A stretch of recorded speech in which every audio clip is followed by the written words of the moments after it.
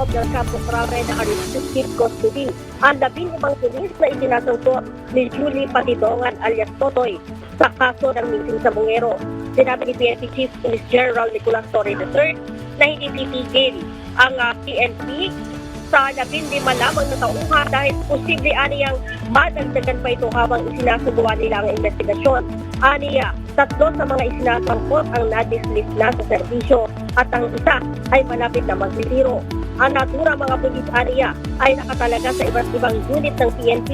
Mayroon ding mula sa mga regions at ang iba naman ay mula sa Area Police Command. Ayon pa kay Chief PNP, Lieutenant Colonel, ang pinakamataas na rango sa isinasangkot sa meeting sa Bungero. Samantala, kinumpirma din ni General Torre na naka-protective custody ng PNP ang whistleblower na si Julie Patidongan alias Totoy. Ito'y habang nag-a-apply ito sa Witness Protection Program o WPP. Ita-turn over aniya nila ito sa Department of Justice kung kinakailangan. Senator Totoy ang nagsiwala sa media kung sino-sino ang sangkot, pagpatay at pagtatapon sa aldik ng nasa 100 nawawalang sa Bungero. ng DOST Secretary Renato Solidum na makikipag-ugnayan sila sa iba pang mga scientist na mayroong instrumento na ginagamit para sa marine monitoring. Gayunman, depende pa rin anya ito sa kondisyon sa ilalim ng Taal Lake kung kaya pa na itong makita sa pamamagitan ng kamera. Ayon pa kay Solidum, kung doon nga itinapon ang mga labi, maaari pa rin na ma-recover ang mga buto dahil hindi ito na-decompose. Nauna ring sinabi ng Department of Justice na maaari nilang hilingin ang tulong ng Philippine Navy at Philippine Coast Guard upang mahanap ang mga labi ng missing sabongeros na umano'y itinapon sa Taal Lake. Bababa ng 10 sentimos kada litro ang presyo ng diesel, habang nasa 70 centavos naman ang magiging bawas sa presyo ng gasolina at 80 sentimos na rollback sa kerosene.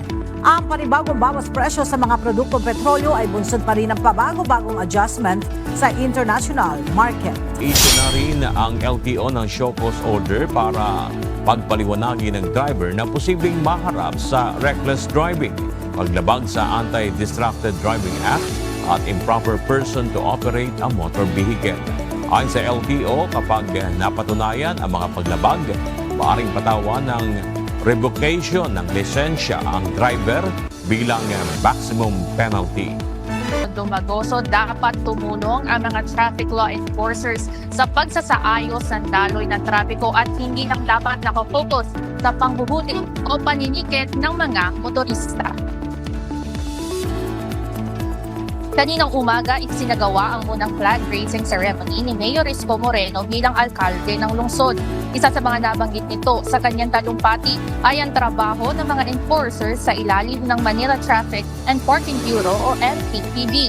Ayon kay Mayor Isko, pagsasaayos ng daloy ng trapiko ang dapat pagtuunan ng pansin ng mga ito at hindi paghuhuli lamang ng mga may violation. Ang traffic enforcement is traffic assistance. Hindi violation lagi ang hinahanap natin. Ngunit paglilinaw ng senador, wala itong direkta o indirektang pagmamay-ari o controlling interest sa prime water. Dagdag pa niya, nakatuon lamang ang kanyang trabaho noon sa pagtupad ng mga pambansang proyekto sa infrastruktura para sa kapakanan ng mga mamamayan. Buo rin ang kumpiyansa ng mambabatas na ang kanyang naging serbisyo at mga natapos na proyekto ang magpapatunay ng kanyang integridad at paninindigan sa tungkulin. Kayo po ay aming inaanyayahan na makiisa, makibahagi at makilahok sa gaganapin na kauna-unahang parliamentary election sa inyong rehiyon sa darating na 13 na Oktubre ngayong taon. Ito po ang inyong pagkakataon na pumili ng mga lider at kinatawan na magsusulong ng higit pang mga kabutihan para sa inyo at sa rehiyon. Sa bawat balota, iparinig ang inyong tinig, ang inyong paninindigan at ang inyong pangarap para sa tunay na kapayapaan at kaunlaran. Samantala, batay sa COMELEC Resolution number 11149, itinakda ang election period sa BAR mula August 14 hanggang October 28, 2025. Sa panahong ito, epektibo din ang gun ban o bawal ang pagdadala ng mga baril sa labas ng tahanan. Maglalagay din ng mga checkpoints sa loob ng panahong ito. Ang campaign period o panahon naman ng pangangampanya ay sa darating na August 28 hanggang October 11, 2025. Nakalabas na ng Philippine Area of Responsibility ngayong Lunes ng umaga ang bagyong Bising. Base sa huling update ng Weather State Bureau ng Pag-asa, alas 5 ng umaga kanina nang lumabas ng PAR ang bagyo. Bandang alas 11 kagabi nang muling pumasok sa Philippine Area of Responsibility ang bagyo. Bagaman nakalabas na ng PAR, ayon sa Pag-asa, patuloy pa rin itong palalakasin ng habagat na magdadala ng mga pag-ulan sa ilang bahagi ng bansa. Nagkaroon ng pagguho ng lupa at mga bato sa ilang lugar sa Cordillera Region dahil sa nararanasang mga pag-ulan. Ang detalye hatid sa atin ni Grace Doctolero live. Grace, yan bang mga landslide na yan ay epekto pa rin ng bagyong Bising at may mga nakasarabang kalsada ngayon dyan sa Cordillera? Yes, Bernard, ang mga landslide na naitala dito sa Cordillera ay epekto pa rin ng bagyong Bising. Sa ngayon ay possible na ang mga kalsada na naitalang gumuho dahil sa tuloy-tuloy ng mga pag-ulan sa region. Bukas na sa light vehicle ang Cannon Road matapos maitala kagabi ang landslide at rockslide.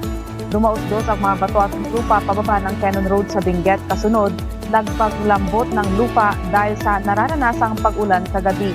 Tila nakipagpatintero pa ang mga motorista at mga residente sa mga nagugulong ng mga bato sa kahabaan ng Cannon Road, Camp 6 na sakop ng barangay Camp 4, Tuba, Benguet. Kern County, umabot na sa 40 katandaan at 28 bata ang nasawi. Inasahang madaragdagan pa ang bilang ng mga casualty dahil sa patuloy na search and rescue operations ng mga otoridad.